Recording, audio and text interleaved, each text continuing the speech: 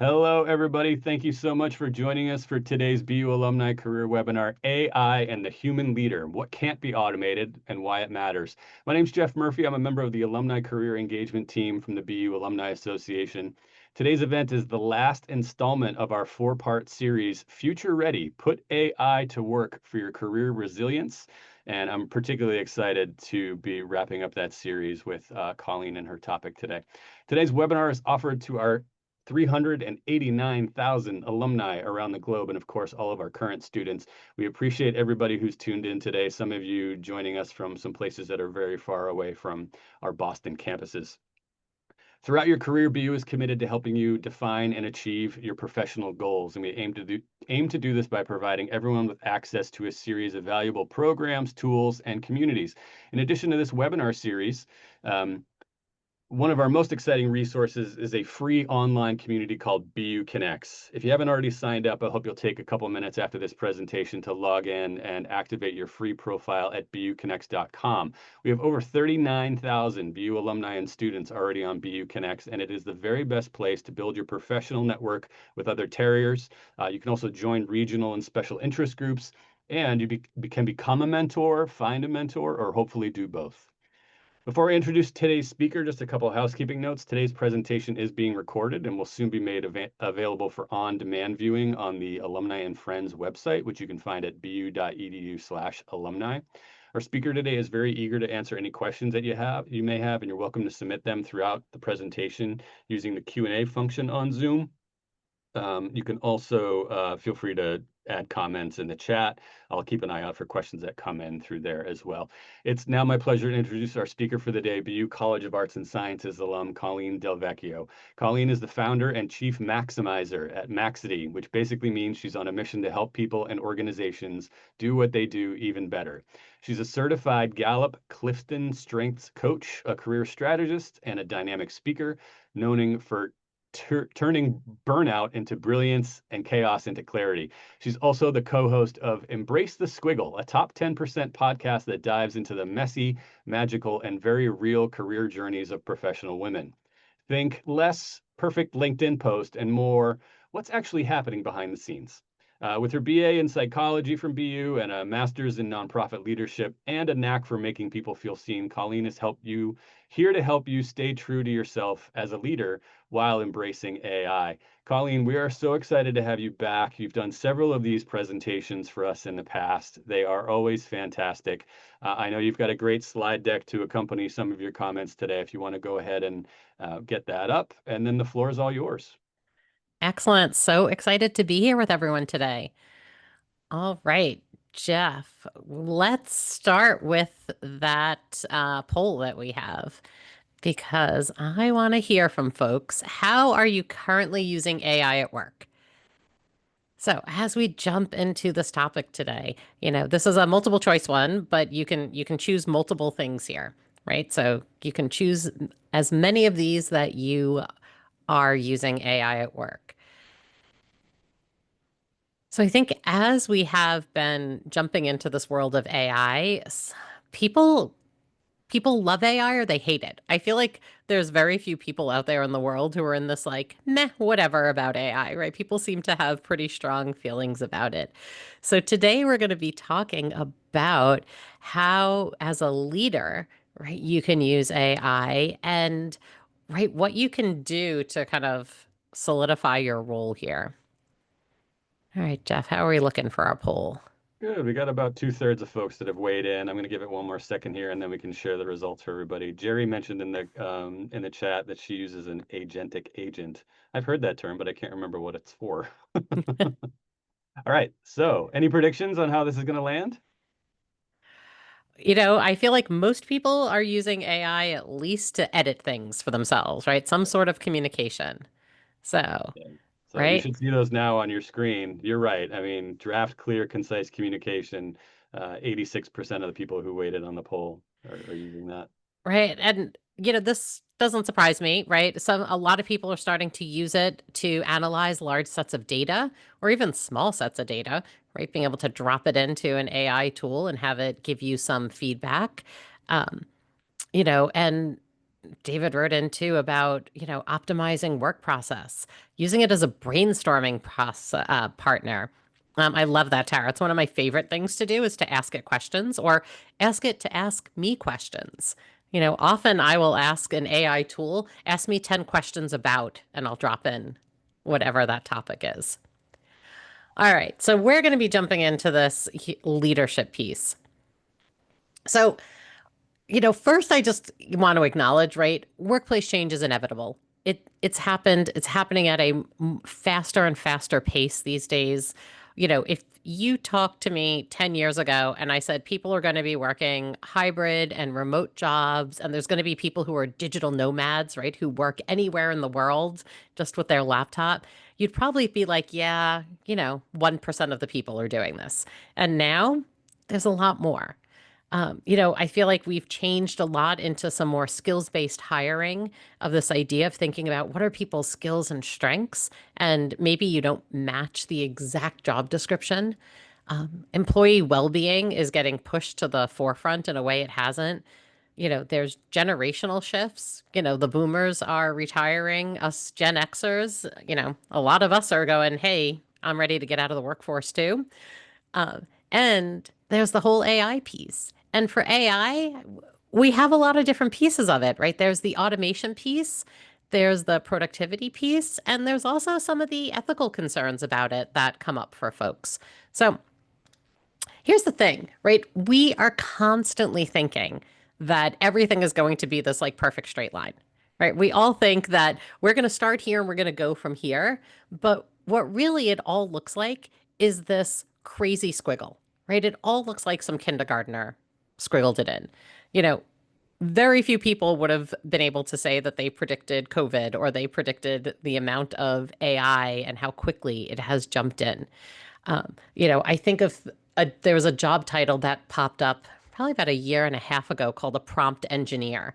And I remember the first time I saw it, I was like, what the heck is this? Like, I have no idea what this even means, to then realize, right, it was a job of somebody who was figuring out what are the prompts we're putting into AI tools to figure it out. So things move rapidly and it's never in a straight line. And so, as we're thinking about this, this is where the human side is so important with AI. Because when things are looking like this, we need the human side to be there to kind of help us kind of get through it. Okay. So, this is the big question, right? I feel like I hear this from folks on a regular basis. In my business that I run, I have career coaches and we do a bunch of career coaching as well as executive coaching. And the question that comes up so often from our career coaching clients and also from our executive coaching clients is AI going to take my job? Or I hear things like, hey, I want a job that's going to be stable that I know AI can't take away.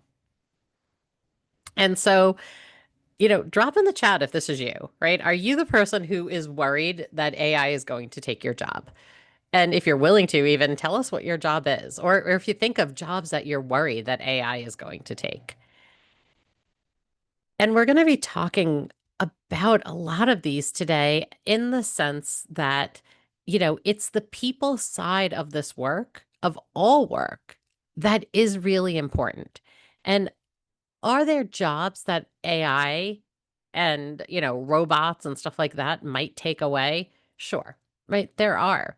Right. I think of when I was born, my mother had a job. She was in the typing pool at an engineering firm. Right. There are no typing pools anymore. Right. Her job got taken away when computers started happening. Right. There are not groups of people who literally just sit there and type handwritten notes anymore. And so, as folks are thinking, we can, think about there are jobs that are going to go away, but it's really more about jobs are going to change, right? AI will definitely transform how you're going to do your job. Uh, so one person dropped in that they're worried they won't be proficient in the use of AI, that you can compete for your job, right? Other folks are talking about AI will transform society and how they contribute to society, maybe. Um, right? Folks are dealing with legacy systems at many US corporations from decades ago. And, AI is not going to transform everything. Um, like somebody said that their husband's job in IT was taken away by AI. So it's thinking about how can we position ourselves to make sure that we're kind of keeping some of these things in the forefront and thinking about how this is going to work for us.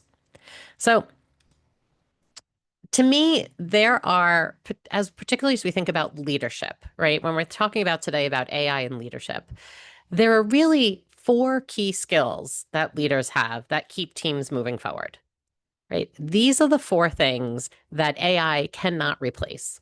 AI cannot do these things, right? So AI is not going to be able to kind of push us forward with empathy, where that, empathy is that ability to, right? That's going to build trust. It's going to build safety on our team. It's not going to have that level of curiosity that sparks inclusion and kind of new thinking all the time.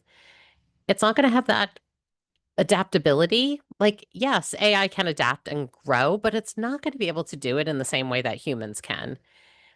And there's the strategic thinking side that, okay, yes, AI can think and it can come up with conclusions, but it doesn't have the brains of humans. And, it's not going to be able to make that same decisions, right? These are just some of the skills that are important to maintain as a leader, because these are the skills that I find leaders really need to double down on at this moment in time.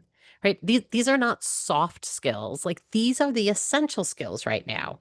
These are the skills that are going to help your teams feel seen, supported, right? Ready to move forward, even when the future's uncertain, right? Even when things look like this, right? When things are feeling like they're out of control or moving up, down, left, and right, these are the skills that are going to help people move forward. So let's kind of dive into these four today. So the first is empathy.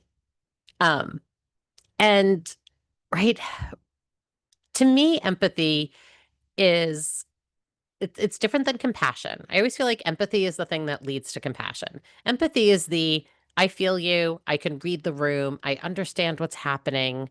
Um, right? I can see how people are feeling. To me, compassion is when you take that the next step forward, right? And so when I think of why empathy matters for leaders, it jumps right back to Gallup, their research about the four things that employees need from their leaders, right? The four things that employees need from their leaders are trust, compassion, stability, and hope. And all four of those cannot happen unless there's empathy happening.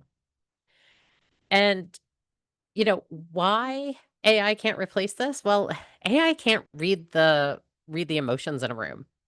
They've tried to have AI look at things like, can we look at pictures and say what the emotion is and things like that? And they gets it right some of the time, but not all of the time, right? AI can't recognize the effort that people are putting into things, not just the outcome.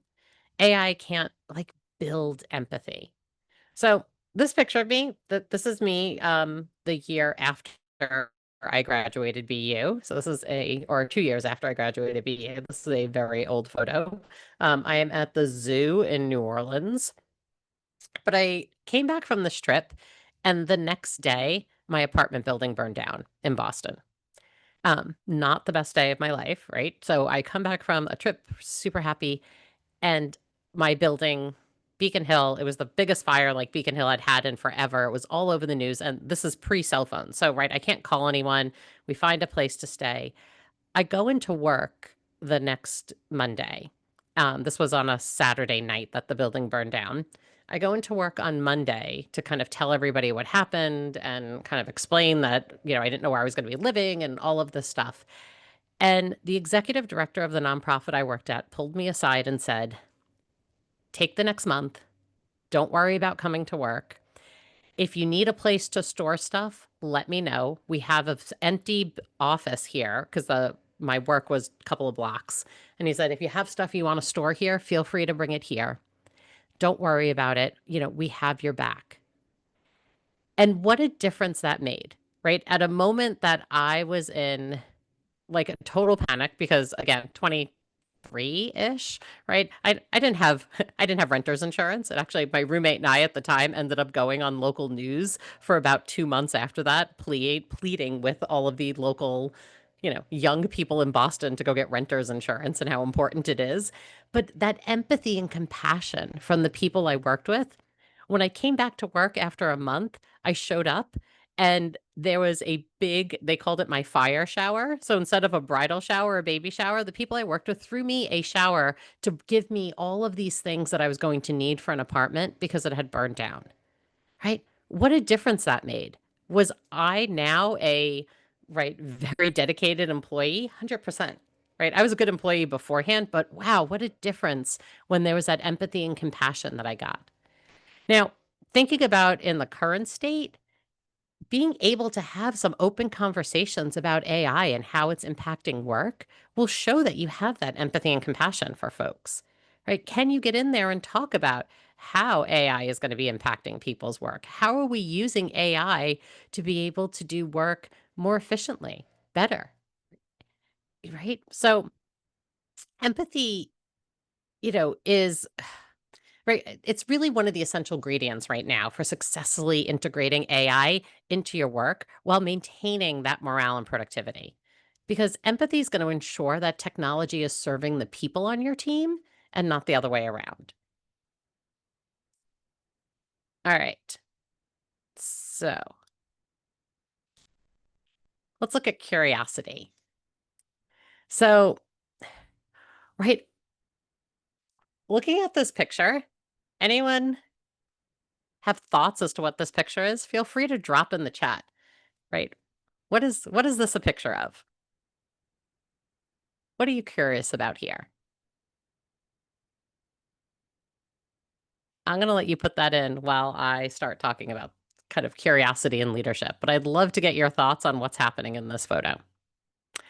So, right, a lack of curiosity and leadership, for leaders to be curious, to get in there and to be asking the questions.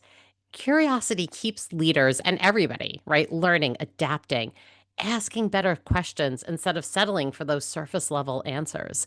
It gets in there and really helps people come up with ideas, right? Being curious is going to spark innovation. Curious leaders are the ones who explore possibilities, right, that their teams might not even see or kind of come up with an idea. Somebody actually asked if this was real or generated. This is a real photo. It's actually a New York Times photo that I will explain once we talk a little more about curiosity, too. So, for me, like the idea of curiosity, it builds such stronger connections with teams, right? It shows that folks have this genuine interest in people, ideas, and perspective.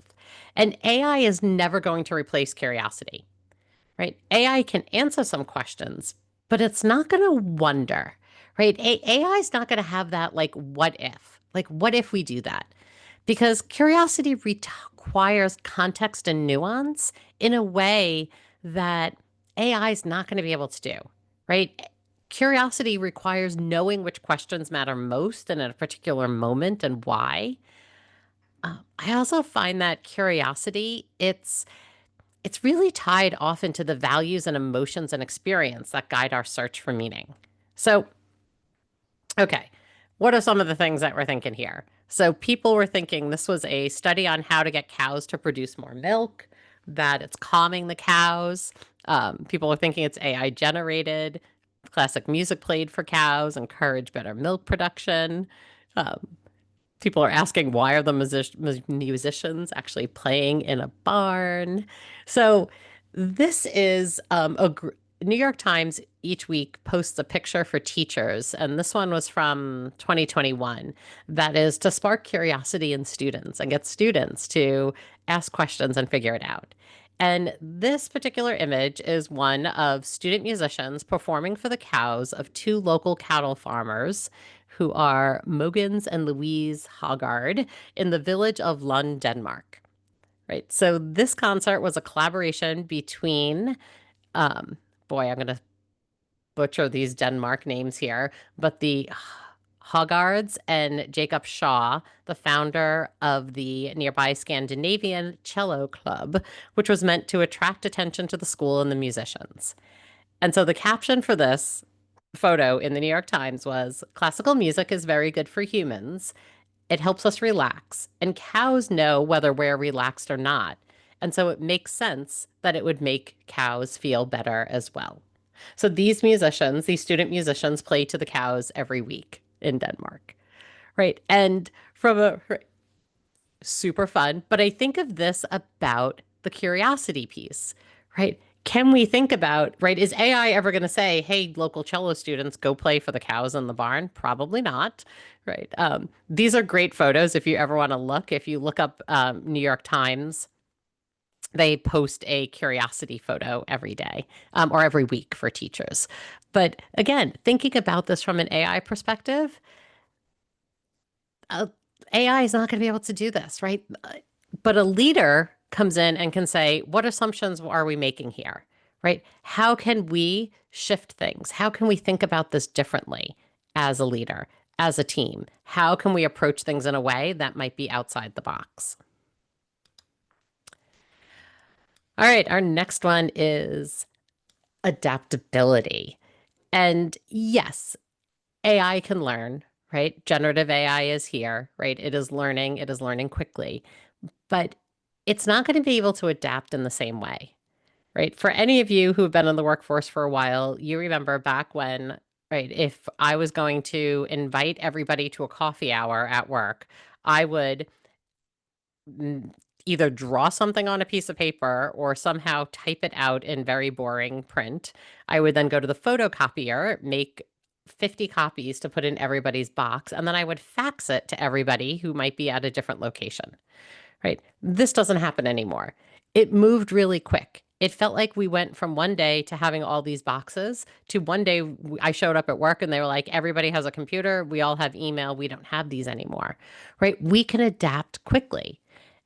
And AI, it has to learn this a little bit, right? And so as a leader, to quickly manage during these changing times and to be able to help your team adapt is really important because AI can't replace this, right? AI can't help you navigate change with intention, to think about what's changing, why it's changing, and how we're going to do that. Yes, AI can offer tools for some really good data-driven decision making, right? That we can look at some of that automation. We can look at large data sets and ask it to pull information out. But, adaptive leaders can integrate AI effectively using this to help them make decisions. But then they start to realize that they're using data to guide, not dictate decisions, right?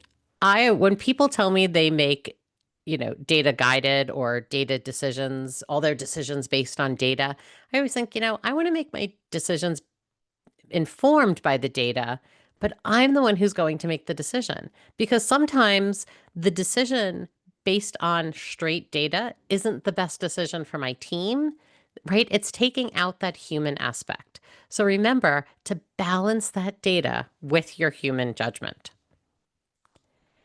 And the last, to me, biggest kind of skill that we are able to do as humans that our AI is not going to be doing is strategic thinking, right? And when I think about strategic thinking, I think about it from the approach of how are we making decisions? How am I choosing which is the right way to go? And again, AI can help you with this. You can ask it to ask you questions. Again, one of my favorite things to do with AI is to say, hey, ask me 10 questions about X, Y, and Z. Ask me 10 questions about how I can make this decision. But as a leader or as an employee, right, being able to make those strategic decisions, to making that choice as to which way things go, right? Are we taking a right or a left here? Are we choosing, option A or option B? It doesn't always make sense to go straight with the data. That often we have to put that human element into it because change is hard, right? Change is Most people aren't big fans of change. And if we want people to get there, we have to really embrace it. We have to be able to get there and ask folks, what are they thinking? And let's make strategic decisions. Let's make decisions based on analyzing, absorbing information, and adding the human element to it, right? What are the pieces that the humans are going to be, that is really important for them? All right. So, right, really, when you think about it, it's leadership roles are not going to ever be replaced by AI, right? The human-centered leadership means showing up in ways that AI simply can't replicate. It's the human side of this that's going to be so important. And as we're thinking about those roles as a leader, think about where are the pieces that this comes into play. As I mentioned in the beginning, Gallup talks about the four things that everybody needs from their leader: trust, compassion, stability, and hope, right? Trust, it's the I trust you to get the job done, right? Do I trust the information you're giving me so that I can do my job? And when we think about it, is trust something that AI can do? And I think at this point, many people don't trust the results of AI. Um, if you're kind of following this, it was a few months ago that somebody had asked AI, right, how to keep their cheese from sliding off the pizza. And AI suggested that you mix glue in with your cheese in order to keep it on the pizza. And right, that kind of went viral. It was, ChatGPT was telling people, put Elmer's glue on your pizza. That'll keep your cheese on. Well, if you're just following what AI says, are you really putting Elmer's glue on your pizza? I hope not. So, right, when we think of that trust piece, we have to be able to build trust. And as a leader, building trust and having trusting workplace is really important. That second one, trust, compassion, right? As I mentioned before, when we started looking at empathy, right, AI does not have empathy, right? AI is a kind of just the facts, ma'am kind of tool. And so when we think of compassion, compassion is that is the act that you do because you have empathy for someone. So it's what you're doing. So trust, compassion. That next one is stability. Folks need to hear from their leader that things feel stable, right? That they can trust that they have a job, that they think things are stable, that their leader is stable, that they know what their leader says today isn't going to change tomorrow. This feels a little tricky these days.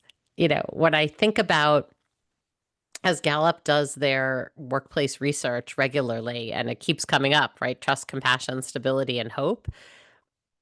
People are looking for more stability in the workplace. And when we have companies like Amazon who've talked about, laying off 30,000 people this week, things don't quite feel so stable. And folks are grasping at, what can I do to feel more stable? So if you're a leader, part of your role is helping your team to feel that stability. And if you're able to kind of put that out there, again, AI cannot help people feel better. AI is not going to be able to help people feel stability. And the last one is hope.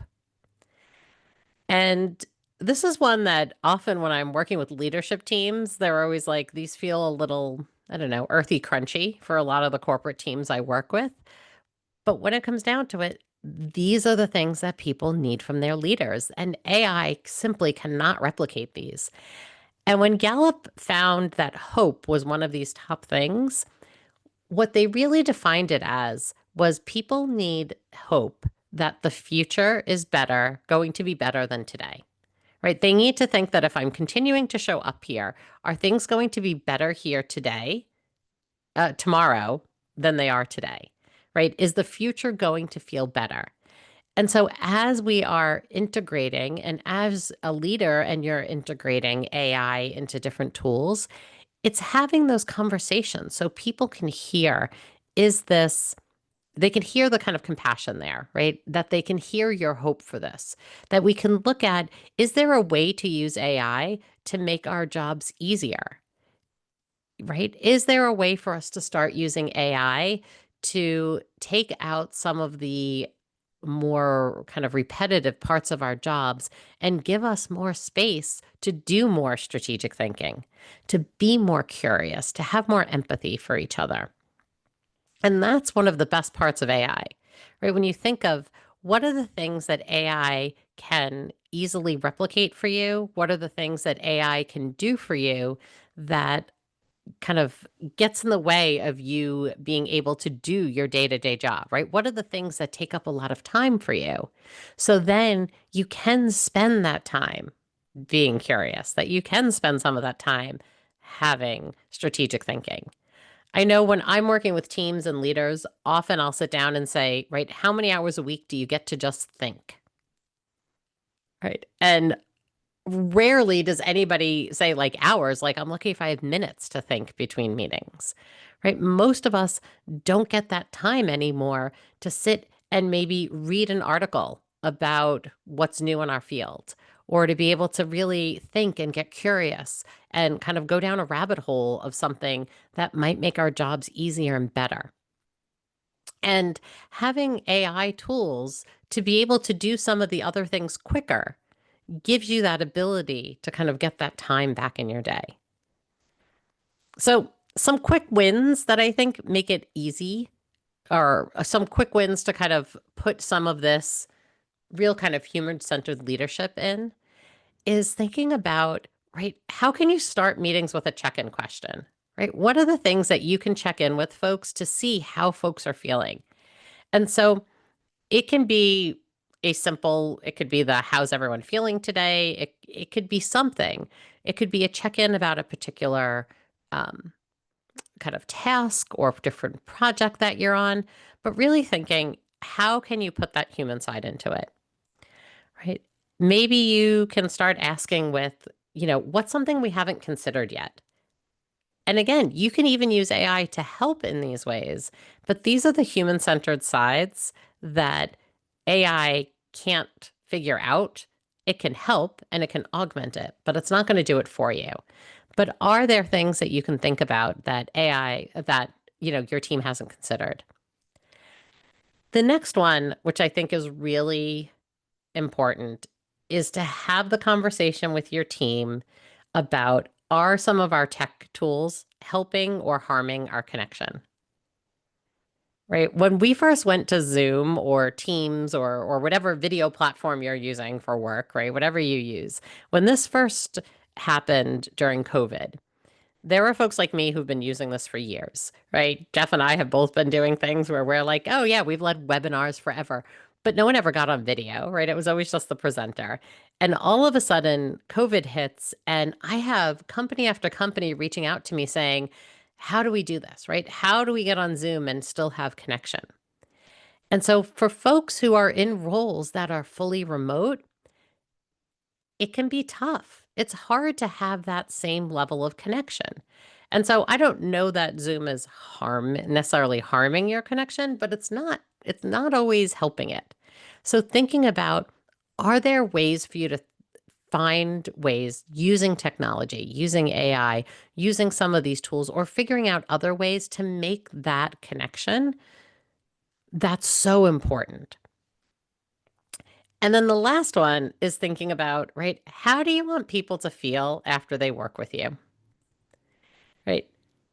If you're using AI as a tool for something, people aren't going to, yeah, I don't know that anyone ever like, does some questions with AI. Like I said, I love having it ask me 10 questions.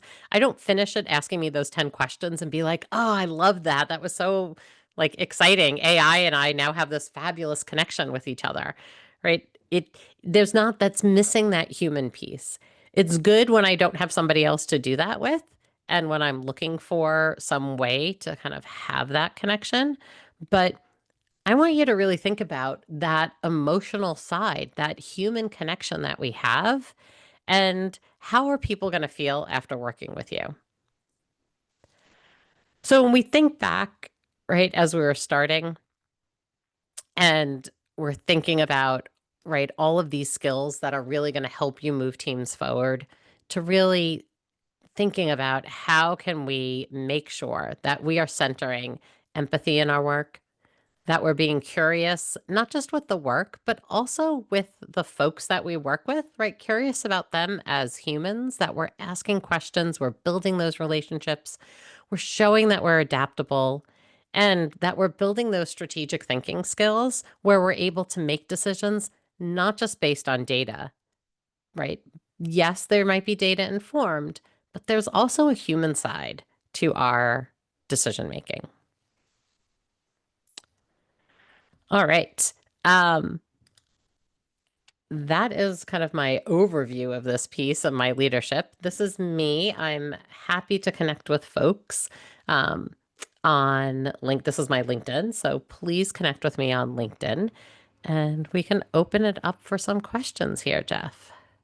Colleen, this is If great. folks, While we're, put out another call for folks to put questions in the chat or the specifically in the Q&A, I've got a couple things I wanted to ask you about. So I'm thinking about like the coaching side of your business, and you started out by saying, are the robots coming to take our jobs? When you and your team have a new client who feels really at risk, that they are going to be potentially, facing a layoff because their work is being automated. It's a two-parter. Are you basically walking them through this kind of framework to think about leadership and the human side of it? And are there also like activities that you have folks do? Maybe it's really leaning in on some of the things you do around Clifton Strengths Finder, or how do you help get somebody out of that rut of feeling like, I mean, you just spent an hour doing that, right? right. But are there specific activities or exercises you encourage people to do after thinking about some of these things for a while? Sure. So a few things that I start with. Like one is thinking about, okay, is AI really taking over your whole field, or was it just Mm, that one particular role that you had? mm, Right? Uh, the person who I was talking with right before this call was someone who is in marketing and was in a communications role and really did a lot. The majority of their role was copy editing. And yeah, right. That is one area that AI has been taking over pretty quickly. Um, People are definitely getting laid off, right? He was on a team of 12 and they cut the team to 8. And that was hard. And as we're out there looking for roles, we started thinking, okay, where else will those skills come in? Right? What are some other possibilities for those skills? It's also thinking about, for me, I constantly am asking people to look at what are the skills that actually energize you versus drain you, mm. right? What are the things that you do that after you do them, you're energized and excited about what you did, right? Not the days that you get home from work and you're exhausted and you have, right, no desire to take the dog for a walk or go to the gym or even cook dinner, right? Those aren't the days. I want to hear from you on the days that you leave work and you come home and you are brimming with excitement, right? You come home and you want to spew and talk about all the things that you did that day. Those are the days, those are the tasks I want you to start thinking about. And can you start looking at a career that might be able to use those skills, right? Those skills are transferable. I went to BU back when it was College of Liberal Arts, right? I'm a big arts and science fan in that same vein that, you know, unless you're a neurosurgeon, right, and you've learned some really narrow skills, most of the jobs that we all do, they can be done by a lot of different people who come from a lot of different angles. So it's starting to think about if you feel like your job might be getting eliminated, let's start thinking about where else can your skills be useful. And you mentioned Clifton Strengths, right? I'm a huge Gallup Clifton Strengths fan. If you haven't done the assessment yet, I highly recommend it. It's super positive. It gives you some really good words, right? If nothing else, to use on your resume, on your LinkedIn, on interviews to be able to have those conversations. I wrote down the prompt suggestion you had about ask me 10 questions to help me make a decision. Are there other examples of those prompts that I could get you to share with me in particular, if not our audience, that have helped you sort of use AI for leadership? Yeah. Um, the Ask Me 10 Questions one is always my favorite. So whenever I ask AI for something, I always ask it to give me 5 or 10 of whatever it is I'm looking for. I never ask it to give me one version of it.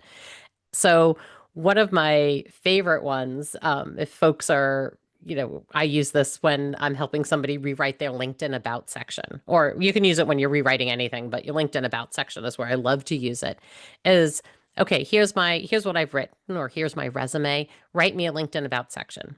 Mhm. Then I ask it 5 more times, and each time I ask it to write it with a different persona. My favorite persona to ask is Pixar. Pick your favorite Pixar character. I don't care if it's Mr. Potato Head, if it's, Buzz Lightyear, if it's Mr. Incredible. I love Edna from The Incredibles. I love asking it to rewrite my profile or whatever it is, right? When I've done my bio for things, rewrite my bio as if I was Edna from The Incredibles. And then I'll ask it, please rewrite my bio as if I was Jay Shetty. Write my bio as if I was, throw in whoever it is you want, 5 times, 5 different personas. So it gives you that ability to kind of creatively look at it from a different angle. Now, I would never copy and paste all those word for word. Nobody needs my Edna version of my bio. It's pretty funny, but it gives me that ability to think creatively Mhm. when I'm not feeling also all that creative. Got Um, a couple comments in the chat yeah. here, but so far we've got a pretty silent audience. No questions have come in. I apologize for that, but That's okay. But I think some of these chat questions, like one was talking about, like thinking about AI's native capabilities and humans' native capabilities, right? That we have to collaborate with AI on this mm, future work. And I think that's it, right? yeah. AI is only as good as the prompts that you put in. That's why there are jobs like prompt engineer. So if you're thinking about this, thinking, okay, can you be creative? Can you be adaptable? And showing that human side is going to make a huge difference. Um, Someone asked if it's short-sighted to focus on current skills, jobs, tasks, roles, right? So many things it's thinking about beyond the current transitions. Like I agree 100%, David. This is where I think about, right, what are the things that you do that light you up? And then is there a way to adapt that to something different, right? And it could be that there's one small piece of your role. I think one of my favorite examples was years ago, I helped a woman who was a teacher get a job where she ended up working for the Ralph Lauren Foundation. And she was a teacher, and we started talking about what she loved doing the most. And she said, I love writing curriculum. Like, that's the thing that I love. I love being able to figure that out and write it together. And when we started looking for jobs and we started looking for places that might need a curriculum writer, I would never think the Ralph Lauren Foundation. And it ends up they were looking for somebody to come in and help figure out how to better use they had housing that were for cancer patients in and their families in New York City. And so they didn't list it as a curriculum writer, but she looked at those skills that she loved, what she loved about writing curriculum, and realized she could put together this kind of whole program, right? She could become a program manager there with her curriculum writing skills. So it's starting to think about, right, what are the pieces that you love doing? It's also where I like focusing on strengths because your Gallup strengths, it's not going to tell you you have a strength in curriculum writing. It says more like the ones that are hanging out above my head here, right? That you have a strength that is communication or maximizer is one of mine, right? Taking things that are good and making them better. So there are so many ways that I can apply my take things that are good and making them better strength. Mm. Really interesting question from Athira. Apologies if I'm saying your name wrong. We can all talk about these valuable human skills like empathy, but at the end of the day, companies are just focused on the bottom line and making money. Um, is there really value in continuing to lean in on those human skills? Um, you know, I get that, right? I do know that companies, right, they have KPIs and ROIs and all of the things, right, of the goals that have to do with the money piece. But as a leader, if you're Right. going to be running a team, if you're going to be in charge of other humans, right? A leader's job is not to execute on tasks, right? A leader's job is to execute through others. And if you're trying to figure out how do you execute through others, you have to have empathy, right? And I think though a company may not have that listed as one of their values, I mean, I love it when they do. right? When I look at companies' mission, vision, and values, I hope that I see things about empathy and compassion and that their people are important. I also understand that sometimes they say that and they don't actually believe it. It's not true. But as a leader, you're going to get the most out of your team when you have these skills, Yeah. right? And when your team is executing at the highest level, you're going to be meeting those ROIs. You're going to be meeting the bottom line, Right. right? Your productivity is going to increase. Right. Because think about that job I had where, right, I have a building who burned down and a company that was so behind me, right? Did I double down on my work? Absolutely. Right. I felt like I did more then because I felt such a connection to the company and the people from that point. Yeah. People do better work then. And so your team is going to meet their ROIs at a higher level if you have that compassion, empathy, you have those human skills. Yeah, you're making me remember somebody just not too long ago had shared with me. I think it's a fairly famous quote about culture winning over corporate strategy any day. That in order to, yeah, no, that's exactly Yep. right.